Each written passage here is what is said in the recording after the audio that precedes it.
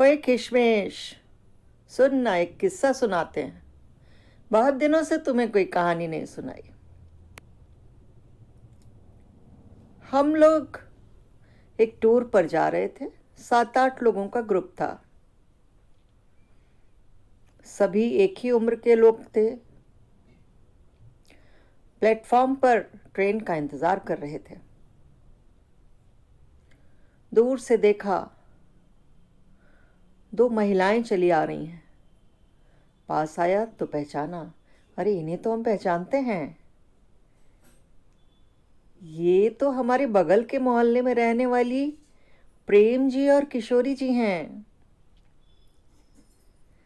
लेकिन देखा, उनके साथ छोड़ने वाले भी 3-4 लोग थे और सामान भी कम से कम 10-12 पीस थे।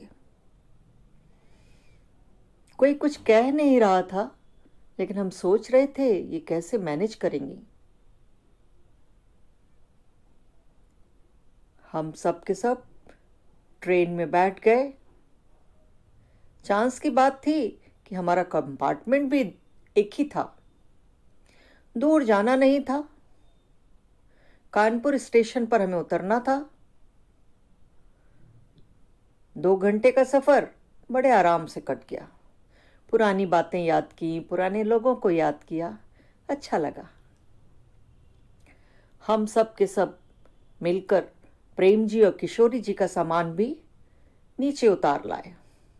कानपुर का स्टेशन बड़ी भीड़ होती है।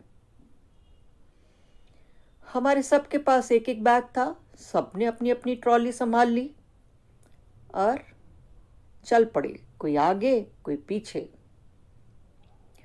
प्रेम जी ने आवाज दी, कुली। 2-3 कुली आ गए।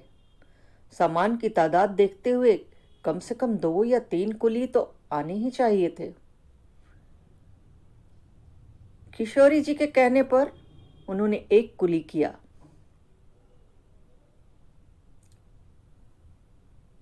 हम लोग 2-3 लोग उनके साथ रुक गए।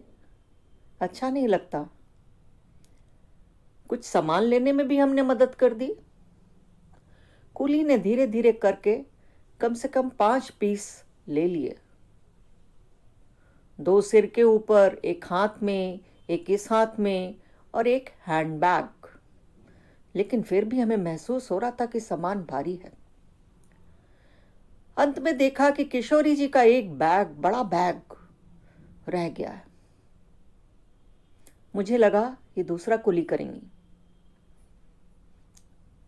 उन्होंने पहले कुली को आवाज दी, कुली ये बैग और रख लो, एक ही बचा है।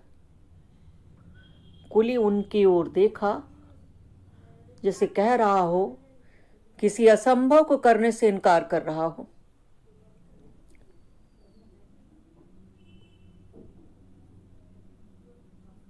हम सब भी आश्चर्यचकित थे कि इन 5-6 बैग के बाद वह क्या उठा पाएगा। कुछ सेकंड तक वह उन्हें देखता रहा और फिर पलट कर बोला, मैडम जी ये बैग ही नहीं, आप भी बैठ जाओ ना। अब हम न हंस सकते थे, न रो सकते थे, न कुछ कह सकते थे, लेकिन मन ही मन उस कुली की बुद्धि पर हम सभी मुस्कुरा रहे थे।